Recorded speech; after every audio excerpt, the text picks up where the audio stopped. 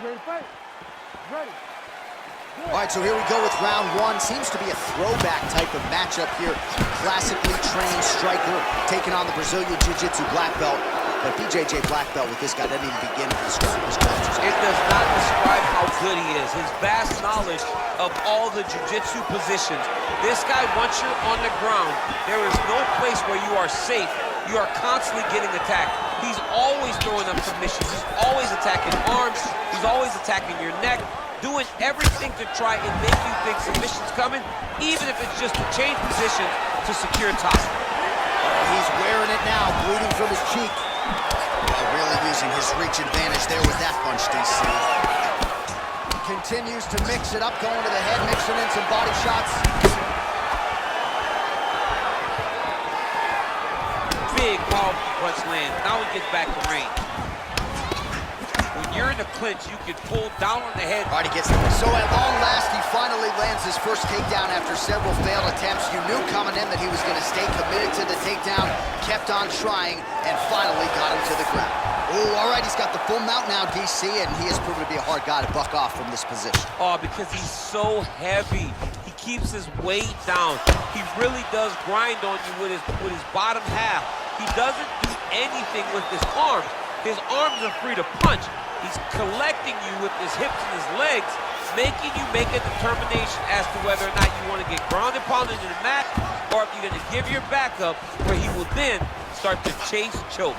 A lot of energy expenditure defensively if you are the bottom fighter in this equation. All right, good movement by him here on the ground. He really is a master of these transitions. He is a master of movement on the ground.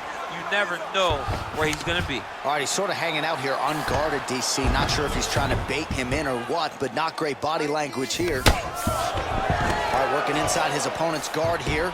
You cannot sit in these jiu-jitsu guys' guard. He's going to start trying to move to a submission here. It looks like he's trying to attack the arm triangle. Watch triangle, watch triangle.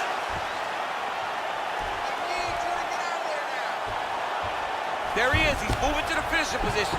Now watch, he goes parallel right next to his opponent. When it's time to finish. Oh, he might have got him with a choke.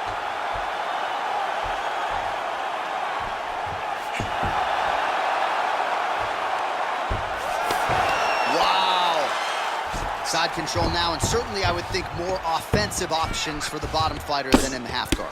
Absolutely more offensive options, because now you can just start to get away. You can just go to a wrestler stand-up. Get to your knees, post your hands, don't allow him to get his hooks in, right? Really be aware of the hook. But get to your hands, stand up, fight the hands, break away and escape. But it's so much more free-flowing than a half guard in the side control, because all you need to do is just get the opponent's body up, because his legs are just free to move. His legs are not controlling anything. His legs are just free, so you have more freedom to use yours. All right, now we check out some of the action from that previous round, DC. How about the display of striking?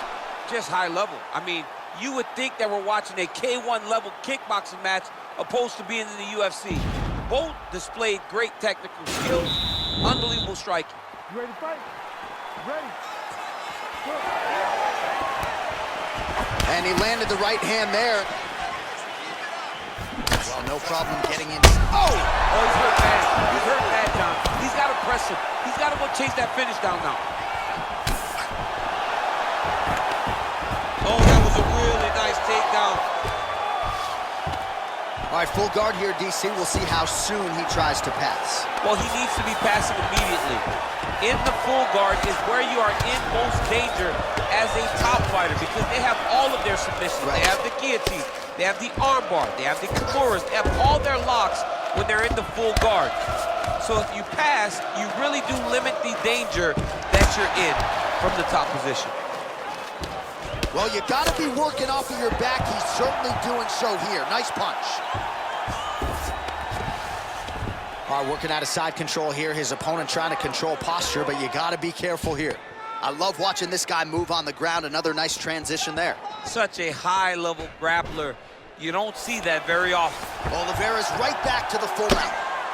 Oh, the ground and pound strikes continue to rain down. The opponent better move out of harm's way, or the referee's going to stop this. He better start to move, and when his opponent starts to posture, he needs to put his feet on the hip, push him away to try to escape this very, very dangerous position. Beautiful movement, hip work on the ground here, just outstanding with the transition. He is not staying in one place on the ground. That's very important. Oh, looks like he's transitioned to an armbar. You cannot stay in the guard of these great jiu-jitsu guys. He's gonna attack armbar here. Continuing to try to manipulate the head here. And this might just be a matter of time.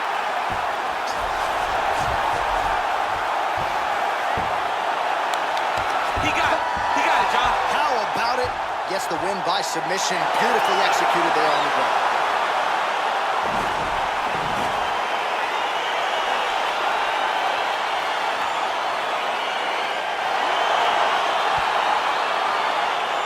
Let's take a look back at the replay as he gets it done by submission tonight, champ. He does a great job of staying patient. He doesn't rush or panic.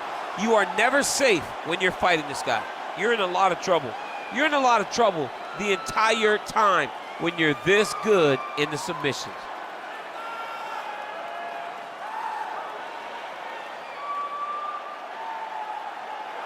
Well, ladies and gentlemen, there he is, the UFC lightweight champion, and I'm not sure any 155-pounder could have held up under the onslaught here tonight. He wins the belt by way of submission.